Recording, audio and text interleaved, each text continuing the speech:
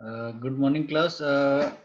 कल हमने पढ़ा प्रोडक्शन प्लानिंग एंड कंट्रोल, जिसमें हमने ये देखा कि प्लानिंग को यूज करते हुए, या यूं कहें कि प्लानिंग को डिजाइन करके हम किसी भी प्रोडक्ट के प्रोडक्शन की क्वालिटी को मेंटेन करने के लिए हम उस प्लानिंग को जब कंट्रोल फेज में लाते हैं, यूं कहें कि हम उस प्लानिंग को इम्प्लीमेंट करते हैं कंट्रोल फेज में, तभी जाके हम अपने प्रोडक्ट की क्वालिटी को मेंटेन कर सकते हैं। तो कहने का अर्थ ये है, किसी भी प्रोडक्ट के प्रोडक्शन से पहले हमें एक प्रॉपर प्लानिंग करनी होती है, और उस प्लानिंग को एग्जीक्यूट करने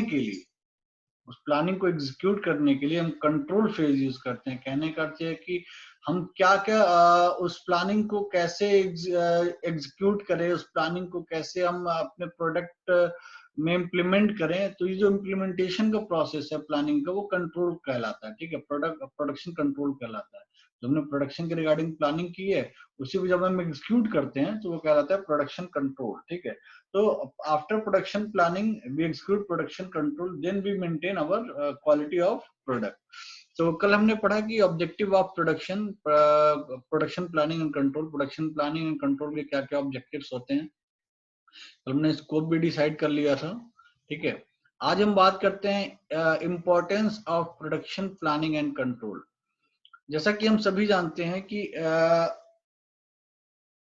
जो प्रोडक्शन प्लानिंग एंड कंट्रोल है, किसी भी बिजनेस ऑर्गेनाइजेशन के लिए या किसी भी इंडस्ट्री के लिए एक नर्वस सिस्टम की तरह काम करता है।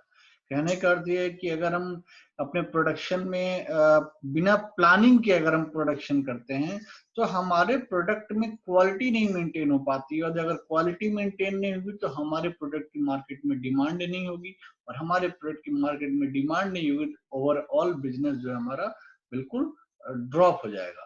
तो कहीं ना कहीं production planning and production control जो है हमारे बिजनेस ऑर्गेनाइजेशन के एक नर्वस सिस्टम की तरह काम करता है। कैसे काम करता है? क्योंकि जब हम किसी भी बिजनेस ऑर्गेनाइजेशन के लिए प्रोडक्शन प्लानिंग करते हैं, तो कहीं ना कहीं वो प्लानिंग ये डिसाइड करता है कि हमारे उस ऑर्गेनाइजेशन में कैसे सारे डिपार्टमेंट्स के बीच में कोऑर्डिनेशन होगा, कैसे उस प्रोडक्शन में आने वाले सारे फेजेस को हम फॉलो करेंगे। तो ये सारी चीजें हम डिसाइड करते हैं प्लानिंग में, जो कि एक पैसिव फेज है।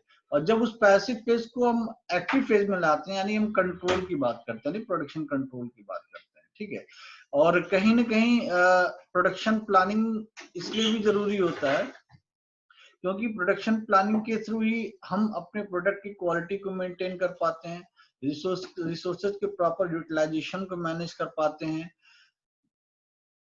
या यूं कहें कि जो हमारा प्रोडक्शन का जो लाइफ साइकिल है, उस लाइफ साइकिल को हम रिड्यूस कर सकते हैं। ठीक है, कहने का अर्थ है कि ऐसा नहीं है कि हमने प्रोडक्ट बनाया, प्रोडक्ट में आउटपुट में बहुत सारे फॉल्ट्स आने लगे। ठीक है, तो वो फॉल्ट्स अकर ना हो, तो हम प्रॉपर अगर प्लानिंग करते हैं तो फॉल्ट्स अकर नहीं होंगी, और हमारा जो प्रोडक्शन है वो प्रोडक्शन प्रॉपर हो सकेगा।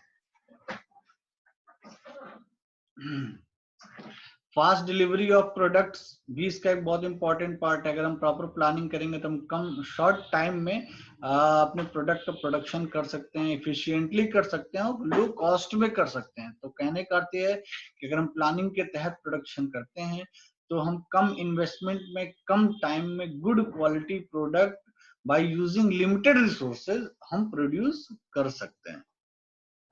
ये कुछ आपके इस तरह के इम्पोर्टेंस है प्रोडक्शन प्लानिंग एंड कंट्रोल के। ठीक है, तो अगर किसी भी चीज के एडवांटेजेस होती हैं तो डिसएडवांटेजेस भी होती हैं। वैसे ही प्रोडक्शन प्लानिंग की आपने इम्पोर्टेंस देखी, तो उसकी लिमिटेशंस भी हैं। लिमिटेशंस इसकी बेसिकली ये है कि it is based upon certain assumptions और forecasting about level of demand, availability of material, technological process, government policy and so on। ठीक है, आप अपने जो प्रोडक्शन की प्लानिंग कर रहे हैं, ऐसा नहीं है कि आप वो प्लानिंग सिर्फ अपने लेवल पे सोच के कर लेंगे। वो प्लानिंग आपको अपने प्रोडक्शन की प्लानिंग करने के लिए कहीं ना कहीं मार्केट की डिमांड को माइंड में रखना पड़ेगा। ये क्या हो गई, इसकी डिसएडवांटेज है, लिमिटेशंस है। ठीक है, अवेलेबिलिटी ऑफ मटेरियल्स, आप जिस प्रोडक्शन की बात कर रहे हैं, जो उस प्रोडक्शन की प्लानिंग की बात कर रहे हैं, क्या उस प्रोडक्शन के regarding raw material easily available है, क्या आप कर पाएंगे?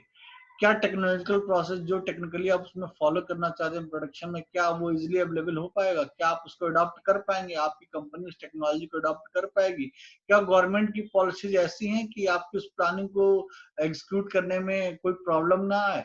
तो बहुत सारे लिमिटेशंस है जिसको हमें माइंड में रख के अपने प्रोडक्शन के रिगार्डिंग प्लानिंग करनी होती है। तो कंट्रोल का फेज तो बाद में आता है, तो पहले हमें यही सोचना है कि जो हम प्लानिंग कर रहे हैं वो क्या प्लानिंग एग्जीक्यूट हो पाएगी, कोई दिक्कत तो नहीं आएगी। तो ये सारी क्या है लिमिटेशन, इतनी लिबर्टी, हमें एकदम पूरी लिबर्टी नहीं कि हम अपनी प्लानिंग अपने हिसाब से कर सकें। वो प्लानिंग हम अपने हिसाब से नहीं करते हैं, वो प्लानिंग हम मार्केट के हिसाब से करते हैं, वो प्लानिंग हम गवर्नमेंट के हिसाब से करते हैं, वो प्लानिंग हम मार्केट में अवेलेबिलिटी के हिसाब से करते हैं कि रॉ मटेरियल की क्या अवेलेबिलिटी है। वो प्लानिंग हम इस बेसिस पे करते हैं कि जो टेक्नोलॉजी हम यूज करने जा रहे हैं क्या वो टेक्नोलॉजी एडॉप्टेबल है, क्या उसको यूज कर पाएंगे, अडॉप्ट कर पाएंगे।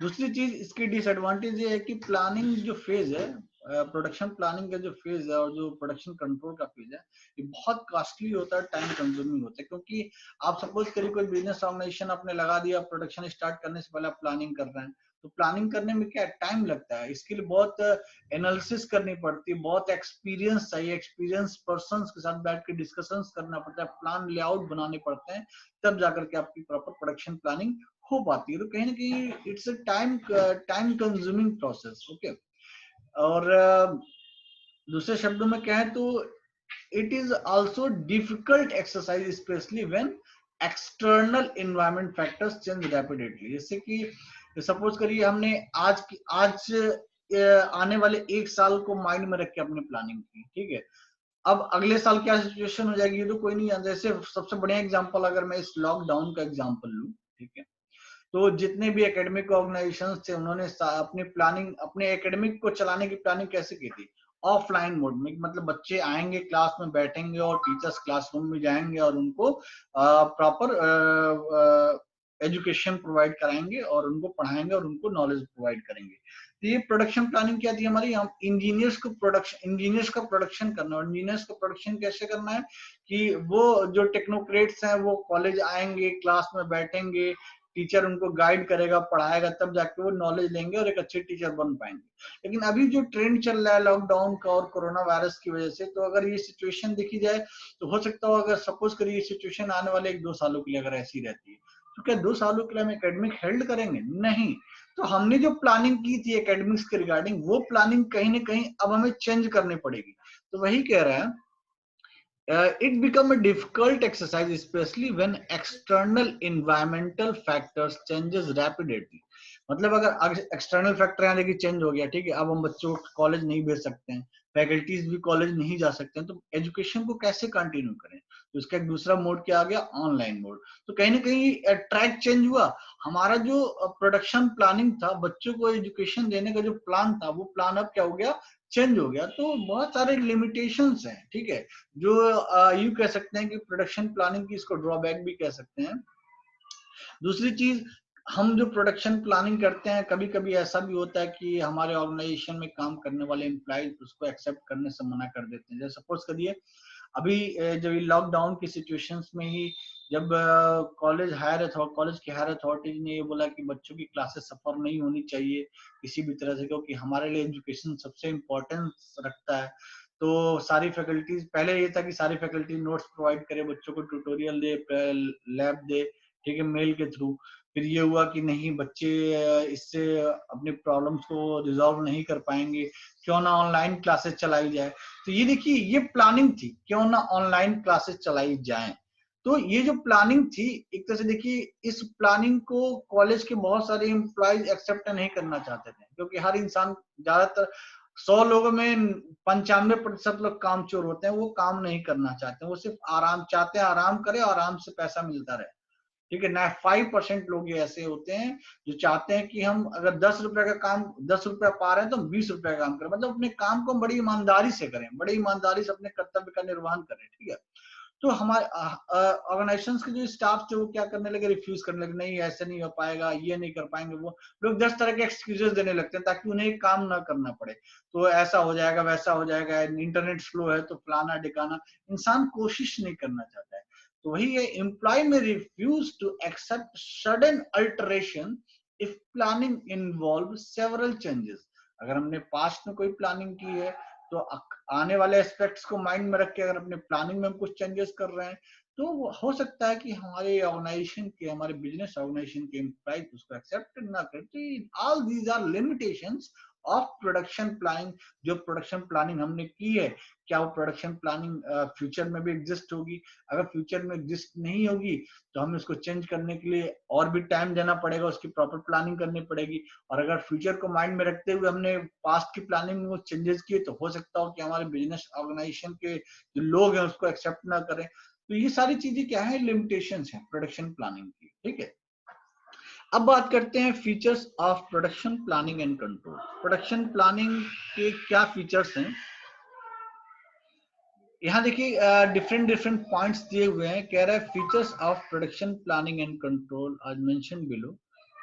पहला है प्रोडक्शन प्लानिंग, दूसरा है प्रोडक्शन कंट्रोल। ठीक है, तो प्रोडक्शन प्लान जो फीचर्स की बात कर रहा है, प्रोडक्शन प्लानिंग कंट्रोल के फीचर्स की बात कर रहा है, तो अगर प्रोडक्शन प्लानिंग में फीचर की अगर बात करें तो प्रोडक्शन प्लानिंग जो है वो डील करता है, planning involves collection of data on materials, machine, tools, equipments, drawing, layout, and so on. Planning is basically a thinking process, and so it's involved lots of paperwork, preparation necessary from etc. It needs feedback so as to know whether the actual performance is producing according to plan or not. तो जो production planning की feature है वो feature basically हमारे raw data पे based है। जैसे जो हम प्लानिंग कर रहे हैं, क्या ये प्लानिंग पास्ट में अगर किसी ने की थी तो वो सक्सेसफुल थी या नहीं थी, हमारे पास जो मशीनरीज हैं, जो टूल्स हैं, क्या उस पे प्लानिंग फिट बैठती है या नहीं बैठती है। ठीक है, जो इक्विपमेंट्स हम यूज कर रहे हैं वो इक्विपमेंट्स पे ये प्लानिंग फिट बैठेगी या नहीं बैठेगी। तो कहीं ना कहीं जो प्रोडक्शन प्लानिंग जो हम करते हैं वो डिपेंड करता है हमारे प्रोडक्शन में यूज होने वाले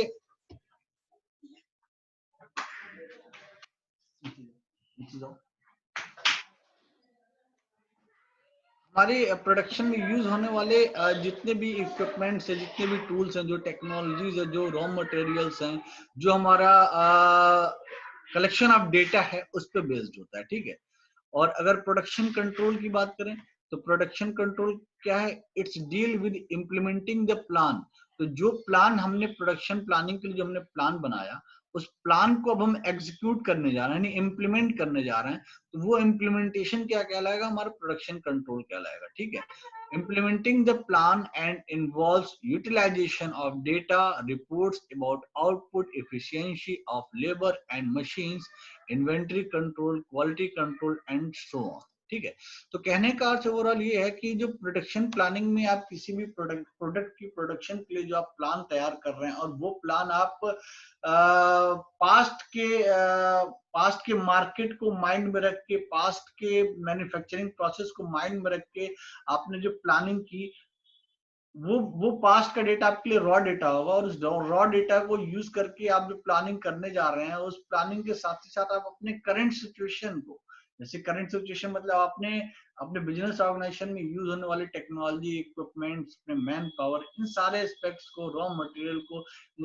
इन सारी चीजों को माइंड में रख के आपने जो प्लान बनाया बिजनेस प्रोडक्शन प्लान, उस प्लान को जब आप एग्जीक्यूट करने की कोशिश करेंगे, यानी जब उसको आप इम्प्लीमेंट करेंगे, तो वो जो इम्प्लीमेंटेशन होता है प्लान का इम्प्लीमेंटेशन कहलाता है हमारा प्रोडक्शन कंट्रोल।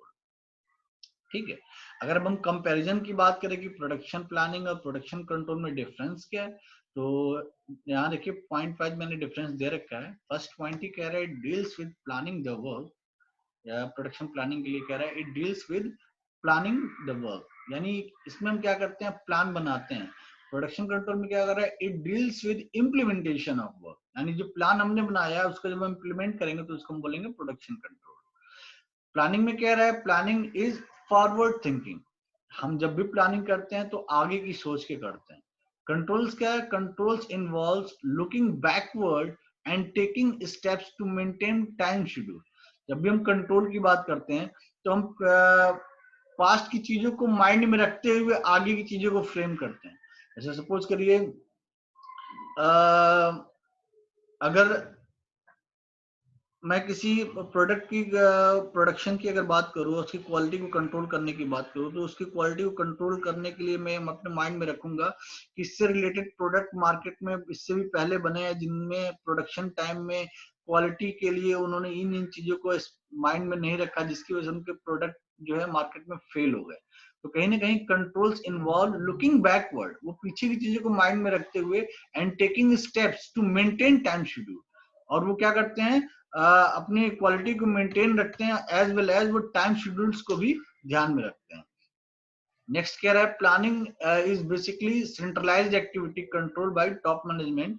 और प्रोडक्शन कंट्रोल के लिए कह रहा है control is a decentralise activity. कहने करती है जो हम प्लानिंग करते हैं, सपोज करिए हमारे कॉलेज में ही डिफरेंट डिफरेंट ब्रांचेज हैं, सीएस ब्रांच अलग है, आईटी ब्रांच है, इलेक्ट्रॉनिक्स ब्रांच है, और मैकेनिकल ब्रांच है, सिविल ब्रांच है। ये सारी डिफरेंट डिफरेंट ब्रांच है, ठीक है। इन सभी ब्रांच को कंट्रोल करने के लिए, इन सभी ब्रांच को कंट्रोल करने के लिए हर डिपार्टमेंट के एचओडीज बनाए गए हैं, ठीक है। तो क्या करते हैं, वो अपने डिपार्टमेंट को चलाने के लिए, यानी प्रोडक्शन करने के लिए, डिपार्टमेंट का प्रोडक्शन करने के लिए कंट्रोल करते हैं, प्रोडक्शन कंट्रोल करते हैं। और वो प्रोडक्शन कंट्रोल हर डिपार्टमेंट का देखिए अलग अलग लेवल पे होता है, लेकिन ओवरऑल सारे डिपार्टमेंट को कैसे चलाना, देखिए सारे डिपार्टमेंट का जो प्रोटोकॉल है चलने का, वो बिल्कुल सिमिलर है। जो फ्रेमवर्क है चलने का, वो बिल्कुल एक जैसा है, ठीक है। तो वो फ्रेमवर्क बनेगा कैसे, प्लानिंग के तहत। वो प्लानिंग कौन बनाएगा, कॉलेज का हायर अथॉरिटी, जो मैनेजमेंट पर्सन है, डायरेक्टर है, वो प्लान तैयार करेंगे। तो वो जो प्लान है वो सेंट्रलाइज लेवल पे है, वो सभी डिपार्टमेंट के लिए इंप्लीमेंट हो रहा है, ठीक है। सबको ऐसे करना है, ऐसे करना है, मतलब वो प्लान हो गया, ठीक है। अब वो प्लान डिपार्टमेंट अपने लेवल पे कैसे एग्जीक्यूट करेगा, डिपार्टमेंट अपने लेवल पे उस प्लान को कैसे एग्जीक्यूट करेगा, वो डिसेंट्रलाइज एक्टिविटी हो गया। मतलब हर डिपार्टमेंट अपने अपने लेवल पे अपने उस सेंट्रलाइज एक्टिविटी यानी उस प्लान को अपने लेवल पे डिसेंट्रलाइज करके उसको कंट्रोल कर रहा है। यानी सीएस के एचओडी अपने लेवल पे उस प्लान को एग्जीक्यूट कर रहे हैं, और इलेक्ट्रॉनिक्स के एचओडी अपने लेवल पे उस प्लान को एग्जीक्यूट कर रहे हैं, ठीक है। तो ये सारे हमारे क्या हो गए, डिफरेंसेस हो गए production planning and production control के। तो अब बात करते हैं कि अगर किसी बिजनेस ऑर्गेनाइजेशन में अगर production planning and control department setup करना है, जैसे अभी तक तो हमने ये पढ़ा कि what is production planning and what is production control, ठीक है। इसके क्या एडवांटेजेस हैं, क्या डिसएडवांटेजेस हैं, ठीक है। तो अब अगर हम ये बात करते हैं कि अगर वास्तव में हमें अपने बिजनेस में क्वालिटी को मेंटेन करना है, प्रोडक्ट की क्वालिटी को मेंटेन करना है, तो प्लानिंग करना डेफिनेटली जरूरी है, और उस प्लानिंग को एग्जीक्यूट करना यानी कंट्रोल फेज को ले आना भी बहुत जरूरी है। तो हम अपने बिजनेस ऑर्गेनाइजेशन में पीपीसी प्रोडक्शन प्लानिंग कंट्रोल को कैसे इंप्लीमेंट करेंगे। तो प्रोडक्शन प्लानिंग कंट्रोल को इंप्लीमेंट करने से पहले हमें ये देखना होगा कि हमारे बिजनेस ऑर्गेनाइजेशन में, हमारी कंपनी में प्रोडक्शन प्लानिंग कंट्रोल का करंट में स्टेटस क्या है, क्या हम फॉलो कर भी रहे हैं या नहीं कर रहे हैं, अगर कर रहे हैं तो किस लेवल तक कर रहे हैं, और क्या कमियां हैं जिनको हमें फुलफिल करनी है, ठीक है। फिर हम ये कोशिश करते हैं कि अगर हमारे बिजनेस ऑर्गेनाइजेशन में प्रोडक्शन प्लानिंग कंट्रोल डिपार्टमेंट है, लेकिन वो सेंट्रलाइज फॉर्म में नहीं है, हर डिपार्टमेंट अपने अपने लेवल पे प्लान बना रहा है। जैसे बोलते नहीं है, एक घर में 10 मालिक हो, एक आदमी अपने हिसाब से चल रहा है, तो दूसरा अपने हिसाब से चल रहा है, तीसरा अपने हिसाब से चल रहा है। दूसरा तरीका क्या है, एक घर का एक मुखिया हो और सब उसके हिसाब से चले। तो कहने का मतलब है कि हमारे बिजनेस ऑर्गेनाइजेशन में जो प्लानिंग का फेज हो सेंट्रलाइज्ड हो, ठीक है। और जो हमारे बिजनेस ऑर्गेनाइजेशन का इंटरनल स्ट्रक्चर वो अप्रोप्रिएट होना चाहिए। तो वही यहाँ पे अब हम पढ़ने जा रहे हैं, stabilising production planning and control department. तो प्रोडक्शन प्लानिंग कंट्रोल डिपार्टमेंट को अचीव करने के लिए कह रहा है stabilising PPC department includes decisions related to, यानी हमें अपने बिजनेस ऑर्गेनाइजेशन में अगर पीपीसी को इम्प्लीमेंट करना है तो हमें कई सारे डिसीजंस लेने पड़ते हैं। जैसे पहला क्या है, current status of PPC in that company, हमारी कंपनी का करंट स्टेटस क्या है प्रोडक्शन प्लानिंग कंट्रोल के रिगार्डिंग। एक्सटेंड ऑफ सेंट्रलाइजेशन, हमें क्या एक्सटेंशन करना है, सेंट्रलाइजेशन है या नहीं है, उसको ले आना है। अप्रोप्रिएट इंटरनल स्ट्रक्चर, हमारे ऑर्गेनाइजेशन का इंटरनल स्ट्रक्चर प्रॉपर है या नहीं है। तो अब इसमें स्टेप बाय स्टेप हम आगे फर्दर स्टडी करेंगे। Status of PPC in company में अगर आप देखें तो कह रहा है the status of PPC department and the company is dependent on the manufacturing process that the company intend to perform. हमारी कंपनी का जो मैन्युफैक्चरिंग प्रोसेस है, जैसे अगर पीपीसी की स्टेटस की बात करें, हम हर कंपनी का देखिए प्रोडक्शन प्लानिंग जो है, जो प्रोडक्शन प्लानिंग कंट्रोल लिस्ट है, प्रोसेस है, वो डिफरेंट डिफरेंट होता है। वो डिपेंड करता है कि उस कंपनी का जो मैन्युफैक्चरिंग प्रोसेस है वो कैसा है। ठीक है, बहुत कंपनियां ऐसी होती हैं कि सेंट्रलाइज फॉर्म में स्टार्टिंग से ही रहती है, क्योंकि उनका मैन्युफैक्चरिंग प्रोसेस इतना क्रिटिकल है कि सेंट्रलाइज नहीं होंगी तो उनका काम ही नहीं चलेगा। और बहुत कंपनियां जो स्मॉल लेवल की होती है वो डिसेंट्रलाइज बेस्ड होती है कि मतलब चलो ठीक है, किसी तरह से काम चल जाएगा, कोई प्लानिंग नहीं होता उनके वहां, बस हाँ भैया धक्कम प्लेट किसी तरह से काम चलाना ही चलाना है। When repetitive work is involved and the number of workers limited, planning is done directly by the line staff. वही चीज जो मैंने थोड़ी देर पहले कही कि बड़ा ऑर्गेनाइजेशन है तो वहाँ डेफिनेटली वहाँ का जो पीपीसी होगा वो बिल्कुल सेंट्रलाइज बेस्ड होगा, मतलब हर काम प्लानिंग के तहत होगा।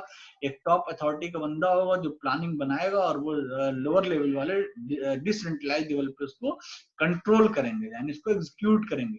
लेकिन वही कह रहा है कि when repetitive work is involved and the number of worker is limited, number of workers बहुत कम है और काम बहुत ज्यादा है, नॉर्मली ऐसा होता है छोटे ऑर्गेनाइजेशंस में, स्मॉल स्केल इंडस्ट्रीज में, then planning is done directly by the staff. यानी उस समय क्या होता है, जो वर्कर होते हैं वही क्या करते हैं, वही प्लानिंग भी बनाते हैं, वही कंट्रोल का भी काम करते हैं, मतलब वहां कोई सेंट्रलाइज पोर्शन नहीं है जो इस प्लानिंग को एग्जीक्यूट करे। ठीक है, तो ये बहुत सारी चीजें जो हमें इस अपना कंपनी का स्टेटस देखना पड़ेगा कि मेरी कंपनी में पीपीसी का करंट स्टेटस क्या है। वैसे अगर नेक्स्ट पॉइंट की बात करें, एक्सटेंट ऑफ सेंट्रलाइजेशन।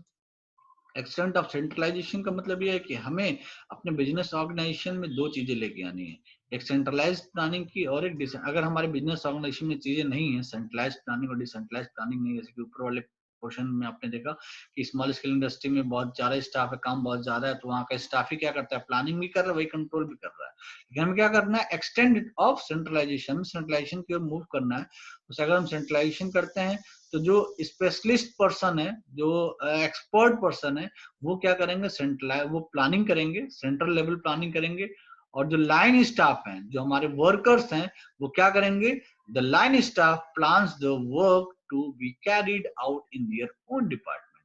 वो जो लाइन स्टाफ हैं, जो वर्कर्स हैं, वो सेंट्रलाइज प्लानिंग को क्या करेंगे, एग्जीक्यूट करेंगे अपने उस डिपार्टमेंट में। ठीक है, ऐसे नेक्स्ट पॉइंट जो है हमारा अप्रोप्रिएट इंटरनल स्ट्रक्चर। हमारे ऑर्गेनाइजेशन में अगर मैं अपने ऑर्गेनाइजेशन में पीपीसी इंप्लीमेंट कर रहा हूँ, मैं चाहता हूँ मेरी कंपनी में, मेरे बिजनेस ऑर्गेनाइजेशन में प्रोडक्शन प्लानिंग कंट्रोल इंप्लीमेंट हो जाए, ताकि जिसकी वजह से मेरी प्रोडक्शन की क्वालिटी बढ़ जाए। ठीक है, तो प्रोडक्शन प्लानिंग कंट्रोल को इंप्लीमेंट करने के लिए हमारी कंपनी में प्रॉपर स्ट्रक्चर होना चाहिए। और वो स्ट्रक्चर कैसा होना चाहिए, देखिए इस फिगर में आपको एक स्ट्रक्चर दिख रहा होगा, इसमें सेंटर में लिखा हुआ है फंक्शन ऑफ पीपीसी डिपार्टमेंट। ठीक है, और इस फंक्शन ऑफ पीपीसी डिपार्टमेंट के चारों तरफ देखिए कई सारे ब्लॉक्स हैं, जिसमें ऊपर वाले ब्लॉक में लिखा है control over the required tool, second है प्रोसेस प्लानिंग, नेक्स्ट है डिस्पैचिंग, नेक्स्ट है शेड्यूलिंग, नेक्स्ट है monitoring the process, improving the process efficiency, preparation of order, control of materials। जो किनारे जो आपको साइड में सारे ब्लॉक्स दिख रहे हैं, ये आपको ये सब क्या है, ये कंट्रोल प्रोसेस है, ये सब क्या है, कंट्रोल प्रोसेस है। ठीक है, और ये क्या है, प्लानिंग, जो सेंटर में लिखा है ये प्लानिंग प्रोसेस है। ठीक है, तो ये सेंटर वाला क्या कर रहा है, फंक्शन ऑफ पीपीसी डिपार्टमेंट, ये प्लान्स बना रहा है इन सारे डिपार्टमेंट्स के लिए कि control over the required tools, अपने जो रिक्वायर्ड टूल है उनको कैसे हम अपने ऑर्गेनाइजेशन में लेके आएंगे, कैसे उसको यूज करना है। ठीक है, प्रोसेस प्लानिंग, हर डिपार्टमेंट, आप हमारे ऑर्गेनाइजेशन में 10 डिपार्टमेंट अगर हैं तो उन 10 डिपार्टमेंट का जो प्रोसेस होगा वो कैसे प्लान करेंगे, वो सेंट्रल लेवल पे होता है। डिस्पैचिंग के रिगार्डिंग हो गया, शेड्यूलिंग के रिगार्डिंग हो गया। तो ये एक स्ट्रक्चर है, अगर हम अपने बिजनेस ऑर्गेनाइजेशन में पीपीसी को इंप्लीमेंट करना है तो ये स्ट्रक्चर इंप्लीमेंट करना होता है, तब जाके अपने बिजनेस ऑर्गेनाइजेशन में पीपीसी को इंप्लीमेंट कर सकते हैं। थैंक्स।